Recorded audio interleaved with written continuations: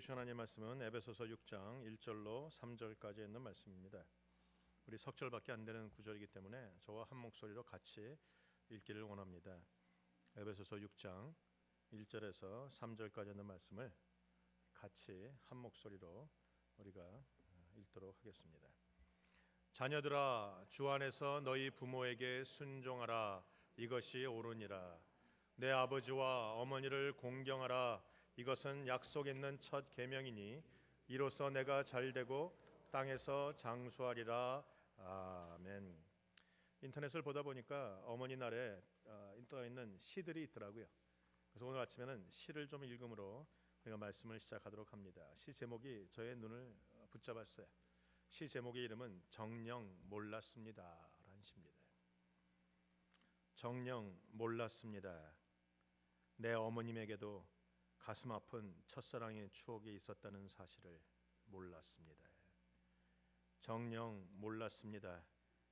내 아버지에게도 젊은 시절 큰 꿈이 있었다는 것을 몰랐습니다.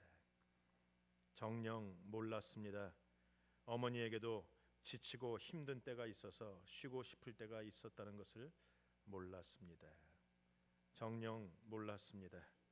아버지도 남들처럼 떵떵거리며 살고 싶은 소시민적인 욕망이 있었다는 것을 몰랐습니다. 정녕 몰랐습니다. 아버지가 영웅이 결코 아니며 어머니는 만능이 아니라는 사실을 몰랐습니다. 달리면 지치고 칼에 베이면 피가 나고 슬프면 눈물이 쏟아진다는 사실을 몰랐습니다.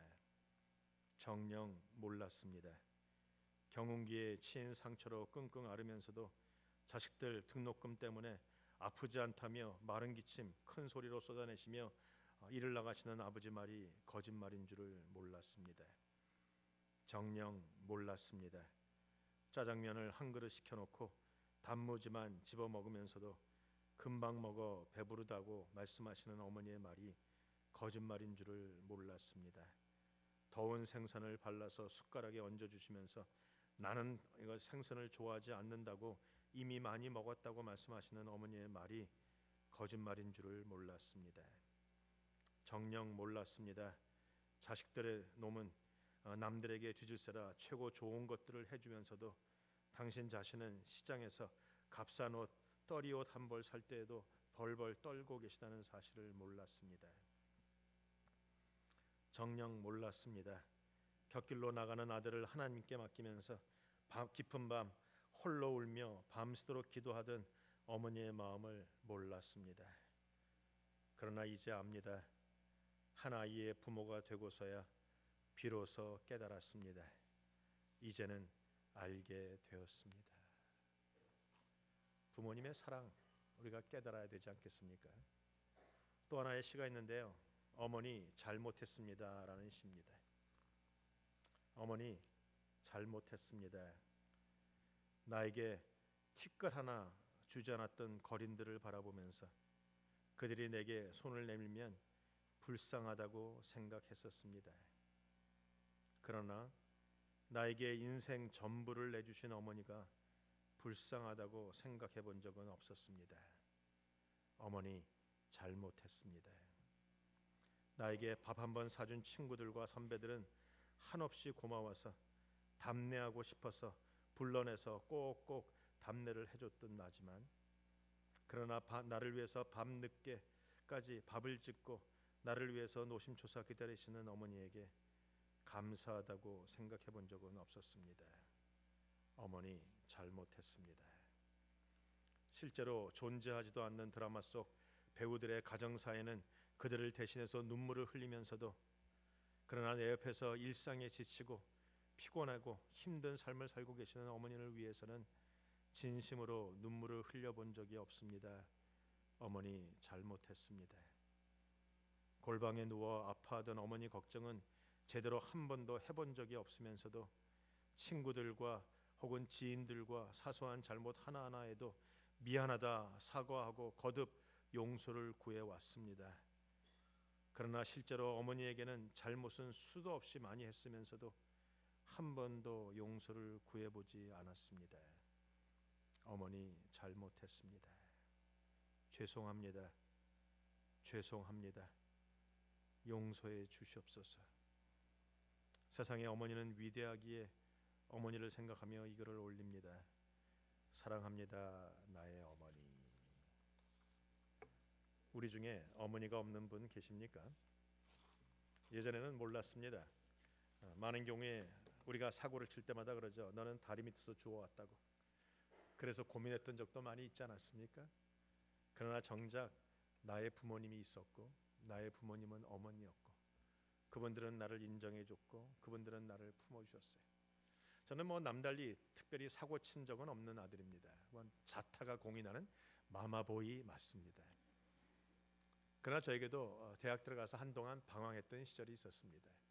기독교 가정에서 4대째 자라기 때문에 저는 늘 기독교 가정 안에서의 그 분위기가 있었는데 그래서 고등학교 3학년 졸업할 때까지 담배 한번 피본 적 없고 술 한 모금 먹어보신 적 없어요. 술 먹으면 위가 뒤틀리고 담배 피면 이가 빠지는 줄 알고 살아왔었어요. 근데 한국의 대학생이 그렇습니까? 대학생들 갔더니 MT를 하든지 벌벌 일을 많이 하더라고요. 그러다 보니까 거기에 또 빠져들어갔고 1년 내내 친구들과 돌아다니면서 맥주를 마시고 그랬던 적이 있습니다. 담배는 한 번도 펴본 적이 없지만 그러나 그런 과정 속에서 제가 1학년 때 술을 먹고 집에 들어오면 우리 어머님이 늘 기다리시면서 또 먹고 토하면 옆에서 늘 등을 두드려주면서 한마디도 책망하지 않으시고 아이고 상한 음식을 먹었나 보다 우리 철훈이 그리고 등을 두드리면서 그러시더라고요. 그때는 저는 우리 어머니가 이거 뻔히 알면서도 이게 거짓말하네 그랬지만 가만 생각해 보니까 어머님은 아시지만 거짓말이 아니라 내 안에서 나를 위로하시는 거였고 등을 두드리면서 나를 위해서 기도하시는 거였어요. 어느 날인가 겨울에 술을 잔뜩 먹고 1학년 말에 들어왔는데 TV에서 예수님에 대한 이야기가 하더라고요. 예수님이 태어나서 쭉 세상을 이어서 십자가 달려서 죽으시는 장면까지 십자가 위에서 피를 쏟는 장면을 보는데 내 안에서 얼마나 회개가 났는지 몰라요. 그래서 하나님 앞에서 혼자 새벽 2시에 엉엉 울고 회개하고 그 일을 하지 않겠다고 결단한 적이 있습니다. 누구 때문이었겠습니까? 나를 이해해 주시고 용납해 주시고 등 두드리면서 기도 주셨던 나의 어머님 때문이 아니었겠습니까? 오늘 나의 나 된 것은 어머님과 아버님의 은혜입니다. 독일 격언에 그런 말이 있죠. 한 아버지는 10 아들을 기를 수 있으나 10 아들은 한 아버지를 봉양하기 어렵다. 참 부모를 봉양한다는 것이 그렇게 힘든 것 같습니다. 어떤 분이 저에게 글을 띄워줬는데 참 마음속에 와닿으면서 참 회개가 일어나는 그런 글을 하나 띄워주셨어요.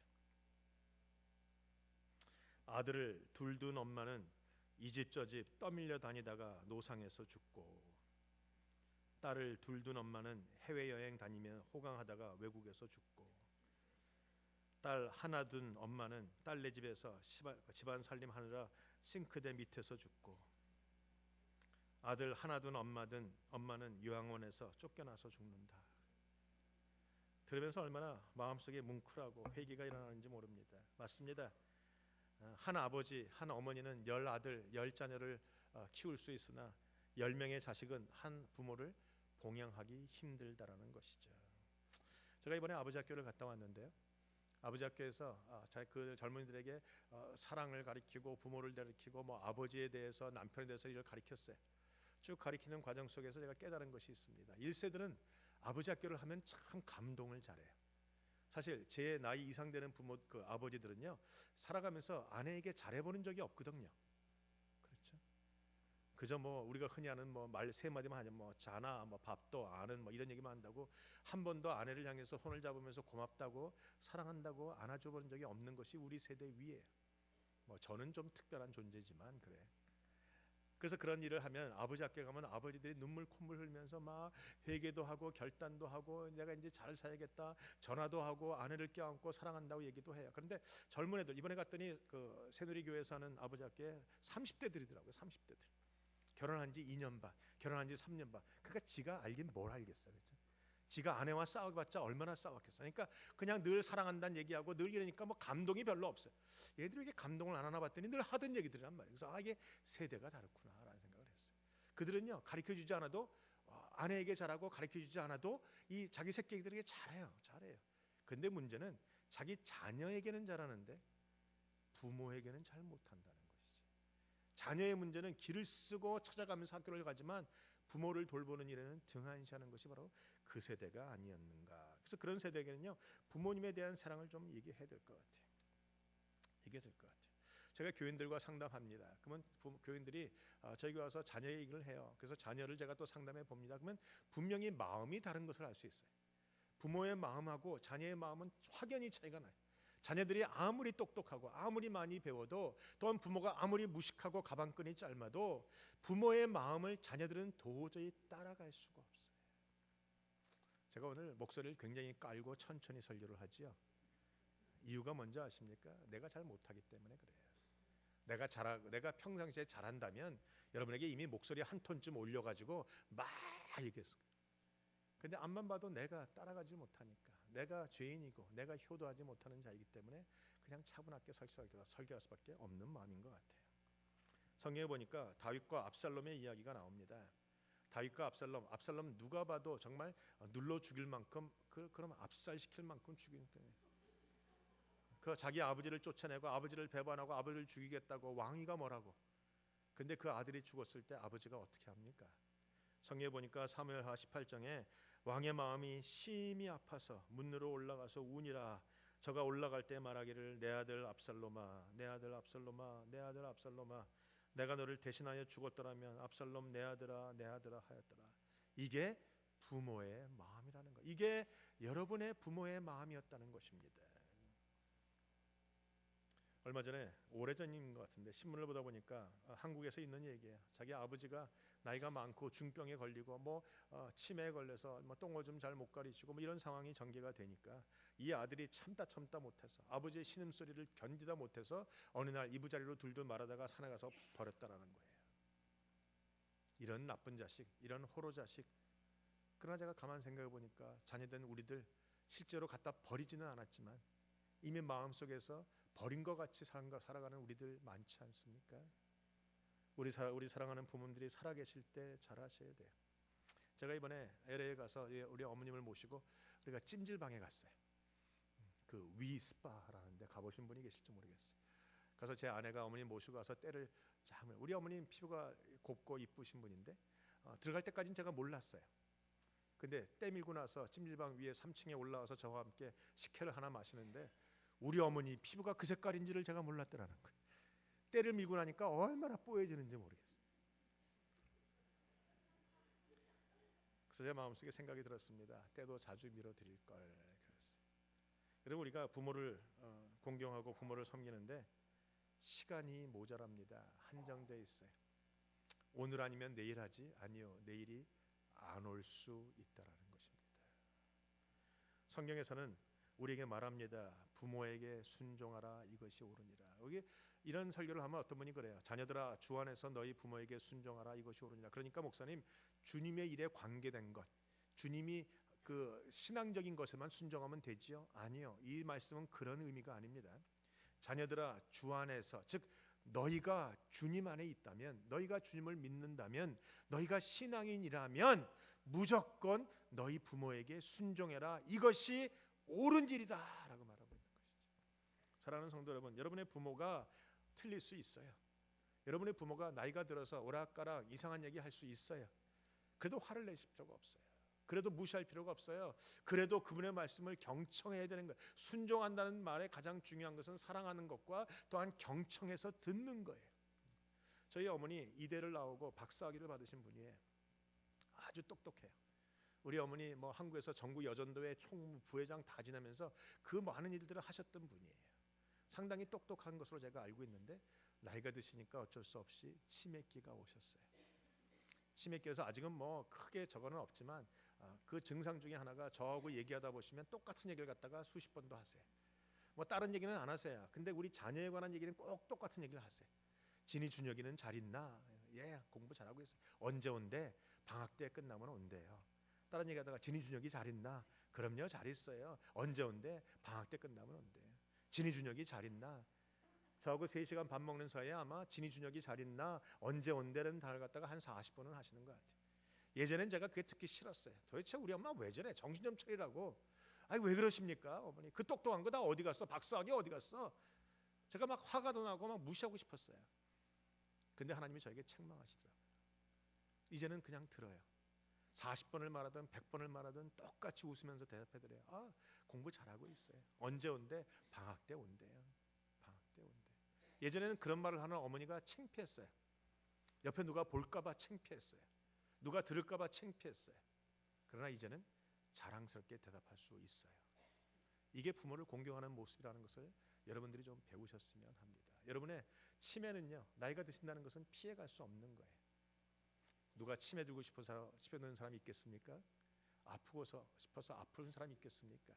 그러나 나이가 드시면 어쩔 수 없이 생기는 일들이에요. 그러나 그럼에도 불구하고 우리가 우리의 부모님이 우리의 잘못을 탓하지 않고 무엇을 먹어서 이렇게 체했니? 상한 거 먹어서 체했구나 하셨던 그 부모님의 모습을 본받아서 우리도 부모님 말하는 거 다 들어드리고 하나도 타박하지 말고 다 이해해드리고 늘 공경과 사랑과 순종을 하시는 여러분이 되시길 주님의 이름으로 축원합니다. 공경이란 사랑하는 것입니다.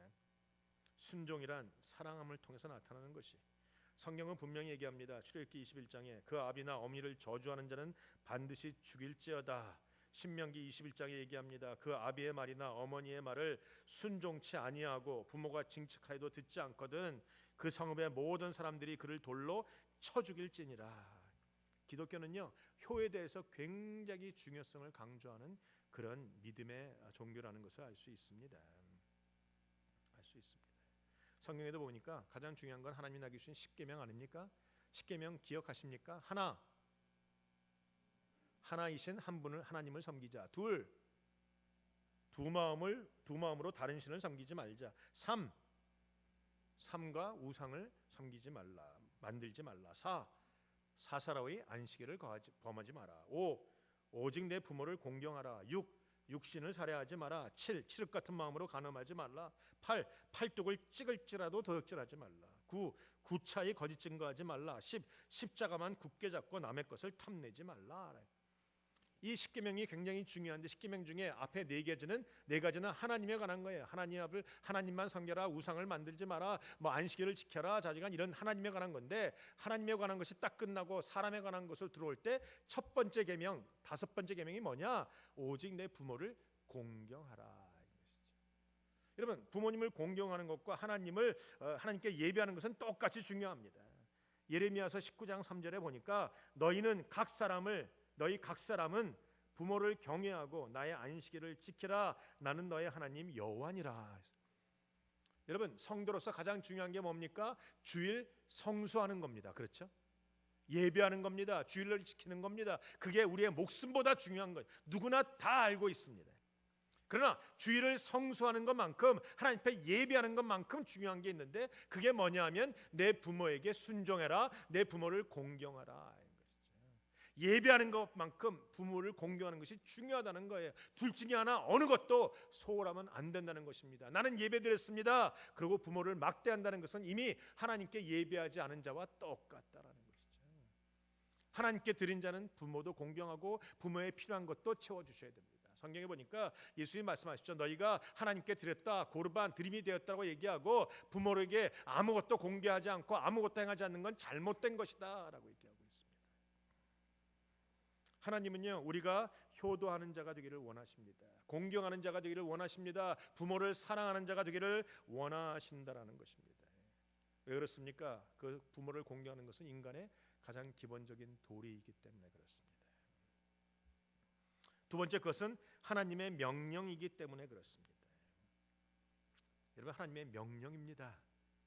제가 오늘 지금 설교를 하면서 마음에 조금 불편함이 있어요.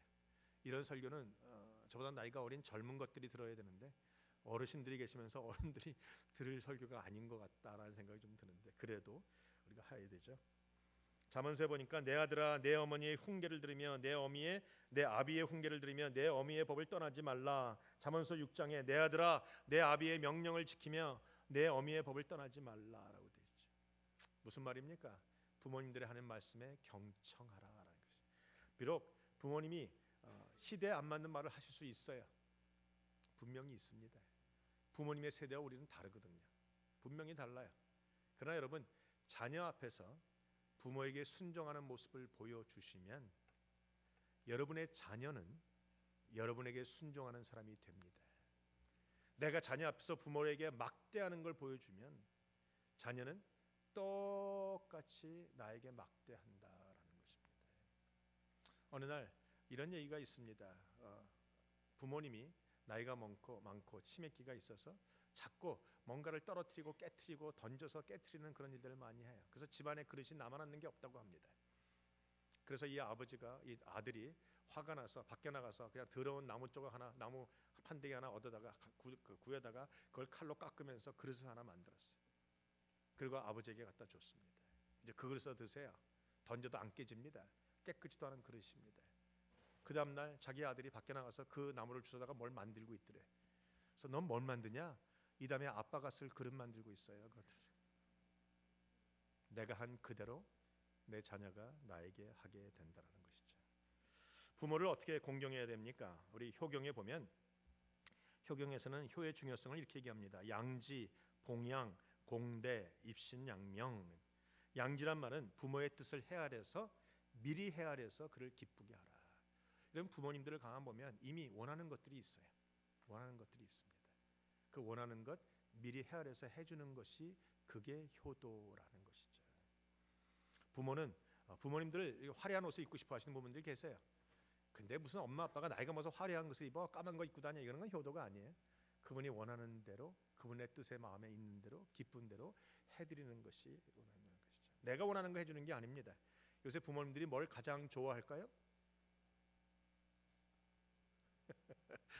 말을 안 합니다. 그냥 CASH 뭐 이런 것만 얘기하고. 부모님 별로 쓰지도 않는 물건들 뭐 입지도 않은 옷도 사달라고 애쓰지 마시고 그냥 CASH만 하시면 됩니다. 봉양은 물질로 부모님을 공경하는 것입니다. 그분들에게도 필요가 있어요. 그분의 필요를 생각하시면서 그분의 필요한 것을 챙겨주는 것이 이것이 봉양하는 것이죠. 공대는 부모님 앞에서 표정을 부드럽고 밝게 하고 가지고 있는 것이. 여러분이 세상에서 힘들고 지치는 거 압니다. 그러나 부모님 앞에서만큼은 웃으셔야 됩니다. 부모님 앞에서만큼은 빵긋빵긋 웃으셔야 돼요. 그게 효 중에 하나라는 거예요. 우리 옆 사람 바라보면서 한번 빵긋 웃어보십시다. 얼마나 이쁜가 한번 보죠. 빵긋 웃어주는 것. 부모님은요 은근히 우리의 눈치를 살피고 계시는 거 알고 계십니까? 제가 이번에 어머니네 집에 가서 음식을 같이 차려놓고 밥을 먹는데 왜 이렇게 아까 말한 것처럼 호르몬이 변화돼서 자꾸 눈물이 나와요.